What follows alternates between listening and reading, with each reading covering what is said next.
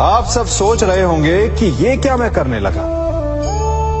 मैं इस पौधे को जड़ से उखाड़ रहा हूं। आश्चर्य हो रहा है ना कि एक पौधे को उखाड़ना या काटना ना केवल एक अपराध है अपितु पाप भी है। तो फिर मुझे ऐसा करने की क्या आवश्यकता पड़ गई? क्योंकि कई बार विनाश ही सृजन तक पहुंचाता है। यदि नया भवन बनाना हो तो पुराने भवन को गिराना पड़ता है। व्यवस्था को परिवर्तित करने के लिए क्रांति लानी पड़ती है। और उसी प्रकार यदि किसी वृक्ष या किसी पौधे की जड़ों में घुन लग जाए या उसका मूल सड़ जाए तो उसे जड़ से उखाड़ देना ही श्रेयस्कर होता है, ताकि उस स्थल पर नए पौधे उपज सके। युद्ध करना पर्याय नहीं, परंतु कभी कभी शांति के लिए युद्ध करना आवश्यक हो जाता है। संसार में सबसे श्रेष्ठ क्या है? फूल या कांटे, प्रेम या घृणा, संपन्नता या दरिद्रता, मित्र या शत्रु? बताइए। अब आप भी कहेंगे कि भला ये कोई पूछने की बात हुई? अवश्य, फूल, प्रेम, संपन्नता और मित्र ही श्रेष्ठ है। परंतु क्या आपने अपने जीवन में कभी सोचा है कि हर एक भाव, हर एक वस्तु, हर एक घटना का एक गुण धर्म होता है? त्वचा पर जलन करने वाले फूलों से अधिक श्रेष्ठ वो कांटे हैं जिनसे आप अपने घर की बाढ़ बनाते हैं ताकि वन्य पशु आपके भीतर ना आ सके।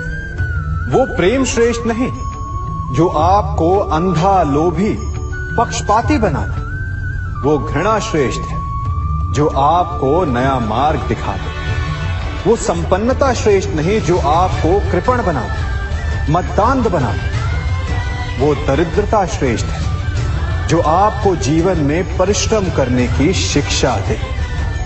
कुविचार देने वाले, बुरा मार्ग दिखाने वाले मित्रों से अधिक श्रेष्ठ वो शत्रु होते हैं जो हमें जीवन का लक्ष्य दे दे।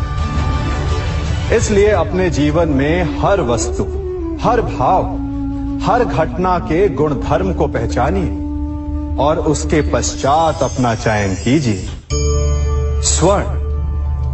हम सभी को अपने जीवन में स्वर्ण से कभी ना कभी कुछ ना कुछ थोड़ा या अधिक मोह होता ही है ना?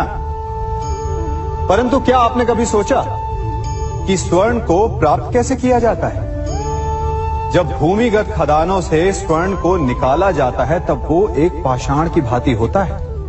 ऐसा पाषाण जिससे आप किसी को भी मार सकते हैं, परंतु उसे आभूषण के रूप में स्वयं के शरीर पर धारण नहीं कर सकते। यदि उसे आभूषण बनाना है तो उसे लंबी यात्राएं करनी होती है। उस पाषाण को पिघलना होता है। सुनार के हथौड़ी की अनेकों चोटें खानी पड़ती है। फिर काट छाट और उसके पश्चात जाकर वो ऐसा आभूषण बनता है जो हमें वर्षों तक, सदियों तक लुभाता रहता है। इसलिए यदि आपको समय पर विजय पानी है तो स्वयं के निर्माण पर समय देना होगा।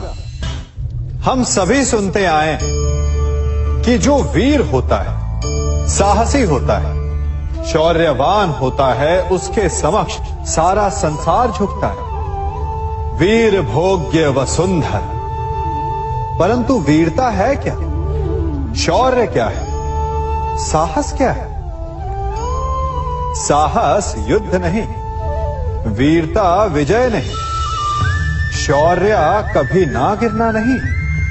साहस किसी चुनौती के समक्ष खड़े होने का भाव है, तो वीरता उस चुनौती को उत्तर देने के लिए पूर्ण परिश्रम लगा देना है। और शौर्य का अर्थ है गिरकर फिर से उठने का साहस रखना, बार बार प्रहार करके वीरता दिखाना, निरंतर प्रयास करते रहना, निरंतर परिश्रम करते रहना। इसलिए विजयी होने से अधिक महत्वपूर्ण है शौर्यवान होना। क्योंकि जो शौर्यवान है उसे विजय मिलना निश्चित है।